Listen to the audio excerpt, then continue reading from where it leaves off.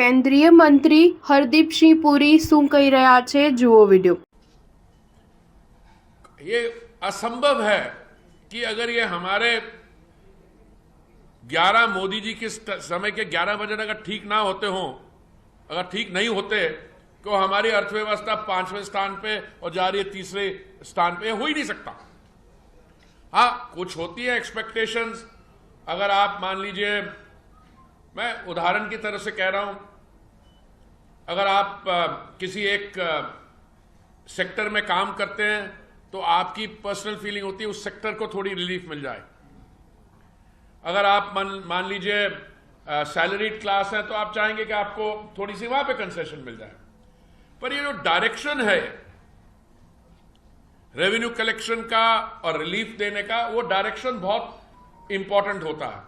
और मुझे बहुत खुशी है कि मैं तो ना मैं इकोनॉमिस्ट हूं, ना मैं चार्टर्ड अकाउंटेंट हूं, पर मैं एक भारतीय जनता पार्टी का कार्यकर्ता हूं। और मैंने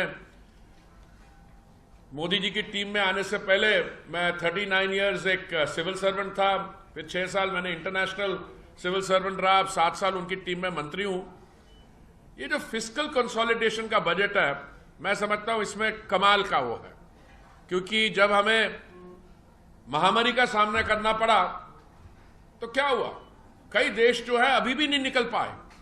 मोदी जी की सरकार ने 220 या 224 करोड़ वैक्सीन की डोज बनवाई और मुफ्त बांटी।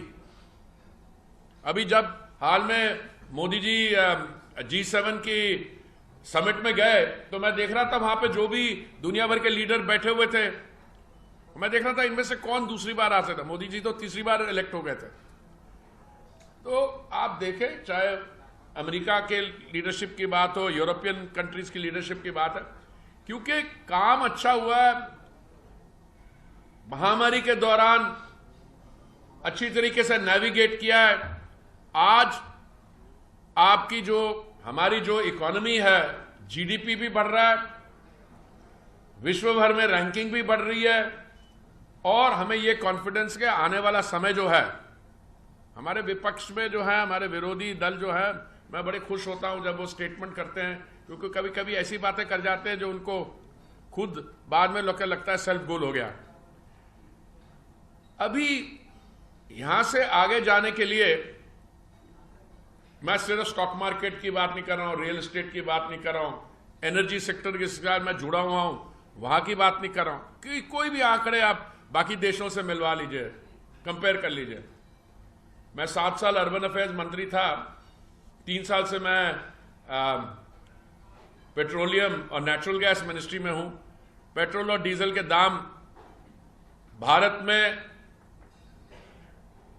दुनिया को कंपैरिजन में सबसे कम है, और ये कम हुए हैं क्योंकि मोदी जी ने 2 बार नवंबर 2021 में और मई 2022 में सेंट्रल एक्साइज ड्यूटी कम की, और हमारी जो बीजेपी रूल स्टेट्स हैं उन्होंने वैट कम किया। अगर आप बगल के देशों को देखें, दक्षिणी एशियाई के जो देश है, श्रीलंका में, पाकिस्तान में, वहां पे पेट्रोल और डीजल के क्या दाम है, हमसे कहो 70-80%